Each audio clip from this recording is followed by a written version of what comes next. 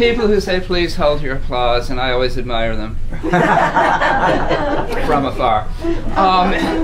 Here's yet another poem. I'm going to read 3 poems about me and then poems about other things. Although, admittedly, those poems about other things are by me and from my perspective. It's a little hard to get away from the ego if you're a certain kind of person. This is a poem about high school. I teach a course at UH Clear Lake intermittently called Literature of Adolescence. It's not young adult novels, although there will be some of them. It's about the theme of adolescence and in literature.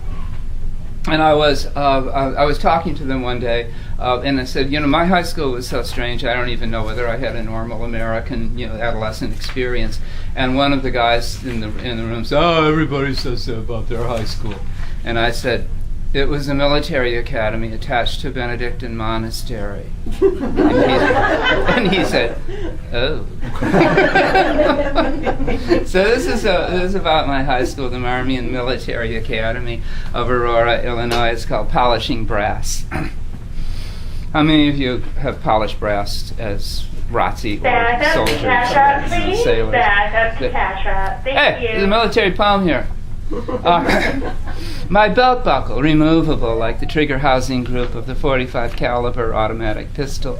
The tip of the webbed belt itself. My torches, discs one wears in pre-punched holes in one's lapel.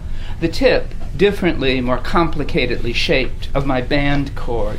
All these to shine with brasso or blitz cloth. Boys use less successfully the blitz cloth in emergencies on our shoes. Every morning, often in the car. Our conduct scores, hence our future lives, depend on this and on the knotting of our ties, the placement of our collar stays, ornery things, rather like orthodontic devices, our kiwi shoes. Our future lives depend on this, our future lives. Future lives. It's 1958, 9, 61, 2. In northern Illinois, a military, we are the cadets, mighty, mighty cadets, high school. Indochina is something we remember, if at all, from grim morning newscasts way, way back in grade school. The Today Show. We tuned in hoping to see a chimpanzee named J. Fred Muggs. Events are gathering across the Pacific, our future lives. The tip of the band cord looks, I realize even then, like the towers of Buddhist temples in Bangkok. A ballpoint pen, preferably dry of ink, makes, behind a blitz cloth, a tool to get at the crenellations in one's torches where corrosion builds, threatening our conduct grades, our future lives.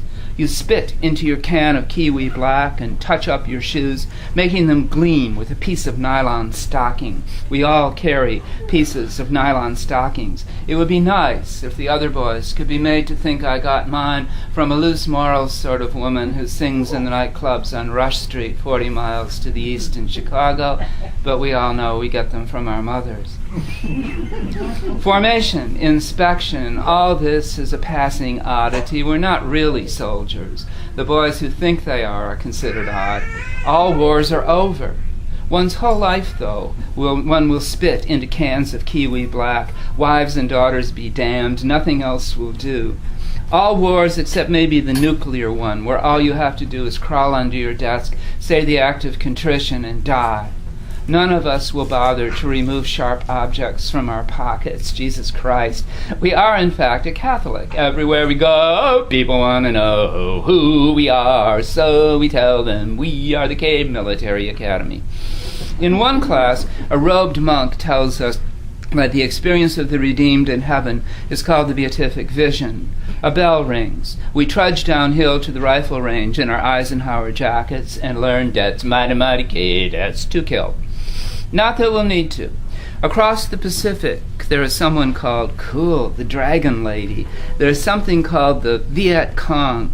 Events gather, futures shuffle, 4 years of mornings of polishing brass. Decades later, I'll learn that the result is a Buddhist image, the dustless mirror, the unclouded moon, that teenaged me in my funny clothes was doing a sort of meditation, that it was right, if inadvertently so, for the Catholic boys of Aurora to go to Marmion Military Academy, since life is a jumble of contradictions and plans are a joke, and the casualties we think we see, the causalities we think we see, are pointing ways we won't be going after all in our future lives.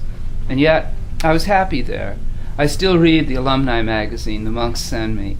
I know all the words to Marmion loyalty, the school song, therefore.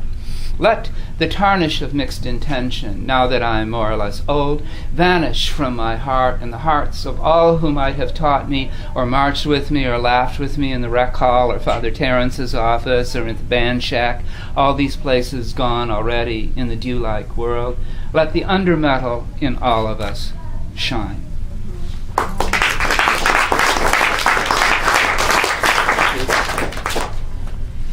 And then, undoubtedly as a result of having 4 years of a military high school education, I became a wandering hippie.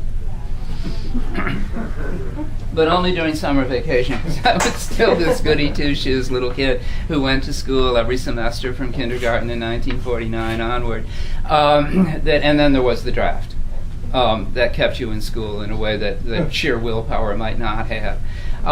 But this is set in Los Angeles, the summer after my graduation from Notre Dame.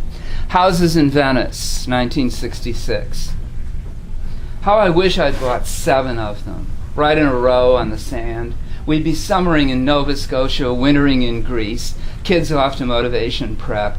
As it is, I've taught English the last 20 years, and now I barely remember them, that wooden souk, that low-slung sum plumb by the infinite sea. Working-class couples retired there. Kids from UCLA lived in sin on the cheap. You could play volleyball on the beach, lift weights. In a week, you'd have a vegetable co-op and a dealer. In a week, you'd know for fairly certain whether you're straight or gay. Instead of all that, I borrowed part of a box from a woman who ran a food store, markered myself a sign, and hitched north into my actual life. Among the me's I left behind, one went liberal and was leveraged into Brentwood. One died young of AIDS. One is planning hysterical little testimonial dinners for Chief Gerald Gates. A fourth still stalks the pastel-brightened restaurant reviewed in gourmet-laden streets of the Venice, the actual, I sometimes see on TV. What Harry has left straggles over his shoulder blades. His beard caresses his navel. He looks like a photograph heading in an article on anti-Semitism in post-Soviet Russia. But his pamphlets simply demand that he be young again, and that Venice look the way it looked when it looked as if Cecil B. DeMille had read Let Us Now Praise Famous Men and ordered every shotgun shack from Alabama to Texas flown to L.A., where he and Nathaniel West and Allen Ginsberg and Joan Didion and Jay McInerney could have them for filming the 8,000 sequels to America Wanders Way to the Edge of Itself, starring Venice Beach.